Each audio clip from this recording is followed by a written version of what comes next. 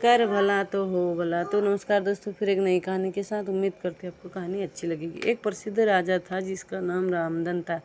अपने नाम की तरह प्रजा सेवा ही उसका धर्म था। उसकी प्रजा भी उन्हें राजा रामधन की तरह पूजती थी। राजा रामधन सभी की निष्काम भाव से सहायता करते थे, फिर चाहे वो उनकी राज्य की प्रजा हो या अन्य किसी राज्य की। उनकी ख्याति सर्वत्र थी। उनके दानी स्वभाव और व्यवहार के गुणगान उनके शत्रु राजा तक करते थे। उन राजाओं में एक राजा था भीम सिंह, जिन्हें राजा रामधन की इस ख्याति से ईर्ष्या थी। उस ईर्ष्या के कारण उसने राजा रामधन को हराने की एक रणनीति बनाई और कुछ समय बाद रामधन के राज्य पर हमला कर दिया। भीम सिंह ने छल से युद्ध जीत लिया और रामधन को जंगल में जाना पड़ा।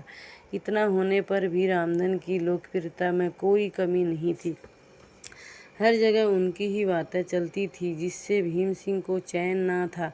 उसने राजा रामधन को मृत्युदंड देने का फैसला किया। उसने ऐलान किया कि जो राजा रामधन को पकड़कर उसके सामने लाएगा वो उसे 100 सोने की दिनार देंगे। दूसरी तरफ राजा रामधन जंगलों में भटक रहे थे। तब उन्हें एक राहगीर मिला और उसने कहा, भाई तुम इसी जगह से लगते हो, क्या मुझे राजा रामधन का राज्य की तरफ का रास्ता बता सकते हो? राजा रामधन ने पूछा, तुम्हें क्या काम है राजा से?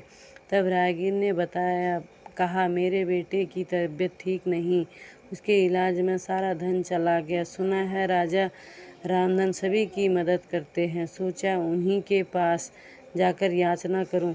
यह सुनकर राजा रामधन राहगीर को अपने साथ लेकर भीम सिंह के पास पहुंचे। उन्हें देख दरबार में सभी अचंभित थे। राजा रामधन ने कहा, हे राजन, आपने मुझे खोजने वाले को 100 दिनार देने का वादा किया था। मेरे इस मित्र ने मुझे आपके सामने पेश किया है, अतः इसे 100 सोने की दिनार दे दे।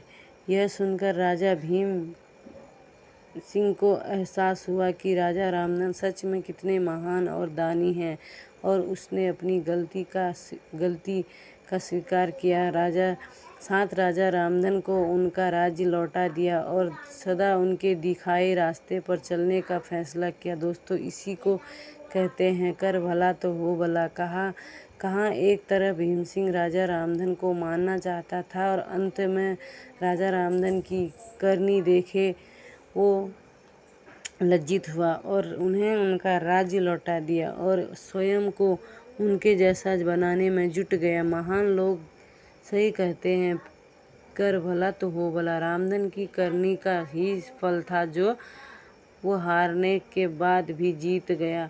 उसने जिस तरह सभी की मदद की, उसकी मदद अंत में उसी के काम आई। इसलिए कहते हैं, मनुष्य को अपने कर्मों का ख्याल करना चाहिए। अगर आप अच्छा करोगे तो अच्छा ही मिलेगा। माना कि कष्ट होता है, लेकिन अंत सदैव अच्छा होता है। अतः सदैव अच्छा होता है। कर भला तो हो भला। यह कहानी आपको कैसी लगी?